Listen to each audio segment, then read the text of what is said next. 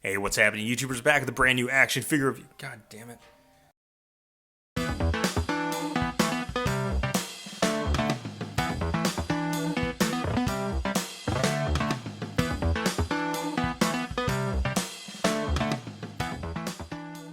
Hey, what's happening? YouTubers are back with a brand new action figure review. And today we're going to take a look at the brand new McFarlane Toys Disney Mirrorverse Maleficent. Now, this just came out recently. The reason why I know that is this isn't set to release on Amazon until December 5th, but my local Second and Charles had this in stock, so I decided to pick it up. And the interesting thing is, if you follow my channel, you know I don't really collect Disney Mirrorverse stuff from McFarlane Toys, but when I went to the McFarlane Toys NYCC party, they gave out goodie bags, and one of them was that Mickey Mouse one, and that thing was cool.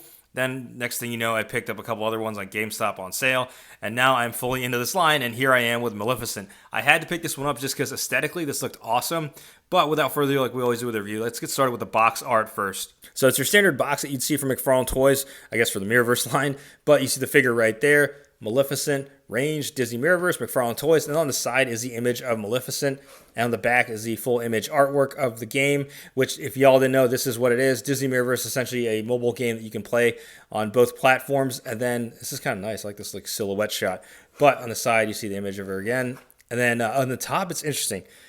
Jesus, get me in the camera right here. It says 14 moving parts, so the articulation portion is going to be a little bit short just because instead of the standard 22 that we're used to seeing, this one says 14. All right, that's enough about the box art. Let's go and get Maleficent out of the box. All right, here's Maleficent out of the box. Let's take a look at accessories first. So shockingly, this figure doesn't have a base plate like the other McFarlane Toys figures, which I find surprising. Now, the other figures I've purchased for the Mirrorverse line, like the 5-inch scale ones, don't have them either. But I've never purchased one the 7-inch scale, so I'm wondering if this is the only figure that doesn't have it. But anyways, her accessories include this skirt piece. I thought this was like a base, but this actually just attaches on the bottom there. And I guess the reason why they did that was so it doesn't get bent up in the box. So basically it just clips on like that. And then there's two more like pegs that goes into in the front like there. If I can get the goddamn thing there. All right, there we go. So there is her dress, I guess you could say. She does come with her staff right here, which looks pretty interesting. It's definitely sculpted pretty well. In terms of the paint application, it's pretty simplistic in my opinion, but again, I've never played the game, so we'll have to check it out at some point, but it looks fairly well sculpted. Much like the DC Multiverse line, it does come with a trading card, which I think is pretty cool. So you can see the image of Maleficent right there, and then on the back is, I guess, the statistics and a little bio, so feel free to pause it if you want to go ahead and read it. And one thing I did want to point out, these cards also come with the 5-inch figure, so I think that's pretty neat. All right, now let's take a look at the figure itself, and the head sculpt doesn't look bad. I guess if we're referencing it to the source material on the card right here, it looks somewhat okay.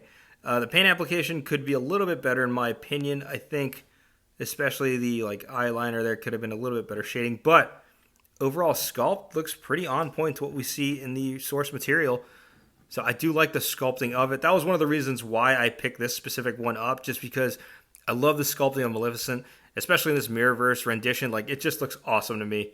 Now that same level of attention to detail also goes throughout the whole figure itself. Now, it is limited mobility and range of articulation, but I'll get into that in a second. However, it still makes up for it in terms of sculpt. It is fairly sculpted well, like throughout the whole figure. I do like the wings coming down on her dress right here, and you can also see it sculpted underneath her arms. And these aren't removable, so they are like glued on there essentially. But they do look nice, so like when you rotate it, you can see like the movement of the wings, like you pose it in certain angles and stuff like that. But that looks really cool. I also like the sculpting of the shoulder pads right here. That's like some insane horns right there, dude. But overall, I do like it. I do like the attention to detail on the bottom of the dress, what they did.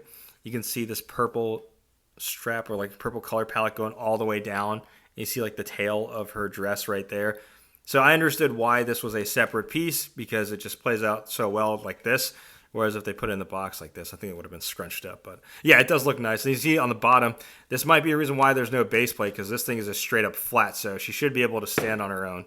We took a look at articulation. Like you saw in the box, it said 14 moving parts. So one of those moving parts, the head, can go from side to side a little bit. It's hindered from her collar piece, obviously.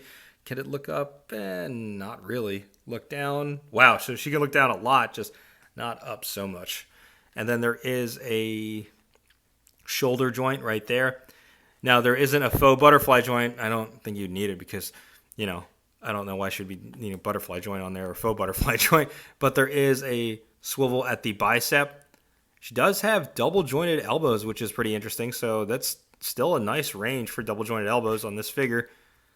And then there is a ball joint at the wrist, which is not as visible. So that doesn't bother me as much because it kind of blends well with the suit because it is being covered by her gauntlets.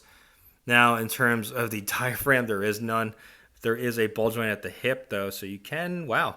So you can get a good range on the ball joint at the hip and going up, too. So that's pretty nice. So those are the points of articulation because there's nothing, anything from the waist down is just static. There is no articulation there. All right, now it's going to jump right into size comparisons. And first size comparison, here's Maleficent standing next to some other Disney Mirrorverse figures from McFarlane Toys, but in the 5-inch scale.